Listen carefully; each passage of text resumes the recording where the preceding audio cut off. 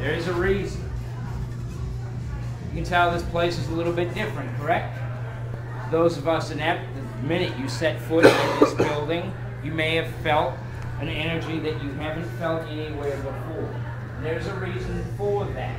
We were just at the Ursuline Convent, and we discussed that the nuns were actually supposed to be the answer people, the problem solvers, and the medical attention.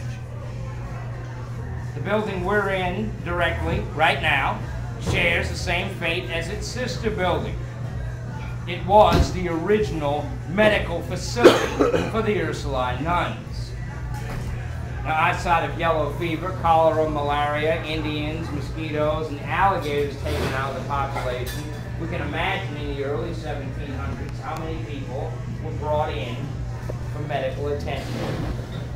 And they would walk out. There is a reason this building feels a little different. But its history stretches far beyond that. Its history actually stretches into the reason why I hate the fiction, why I hate the movies, why I hate the Twilights, the Vampire Diaries, the Chronicles of God knows who. I don't need it. There's a reason. Most of you may be familiar with what's known today as the Gothic industry.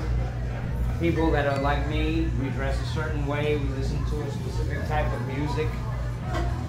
We hang with people with a particular mindset. The city, although it's many capitals of the world, was deemed the vampire capital of the world in the early 80s for one reason. There were 8 specific Gothic clubs catering to our every wish in a 5-block area. We had everything we wanted here. It all changed, unfortunately, due to media, the hype, and the fiction. We all know that I would end my tours here years ago, and it's only until recently that I've started to do it again in this very building. To me, this is home for one reason. The place was owned by a friend of mine named Eddie years ago.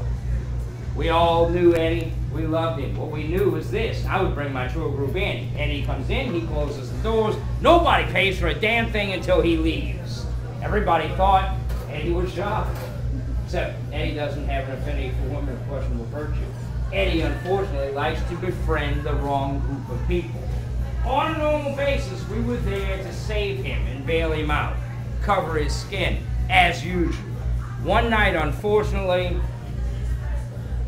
we weren't fast enough.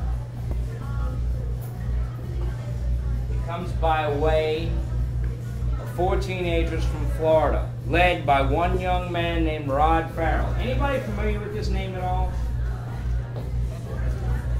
Sounds familiar? He took his 15-year-old girlfriend, 2 other friends into a cemetery in Florida. They conduct a ritual of animal sacrifice, blood drinking, and sex. At this point, he has convinced his 15-year-old girlfriend and his 2 other friends. They too are now true-to-life vampires. He's their sire, and he's going to lead them on a crusade against humanity. The reason I hate the fiction is because it creates one little problem. It was known at that time as White Wolf Studios' game, Vampire the Masquerade. Anybody hear this damn thing? No? It's kind of the equivalent of what my generation grew up with, Dungeons and Dragons. How many people remember D&D? No shame in that, guys. I got the box set on my entertainment center. But we all know that D&D calls you to do one of 3 things.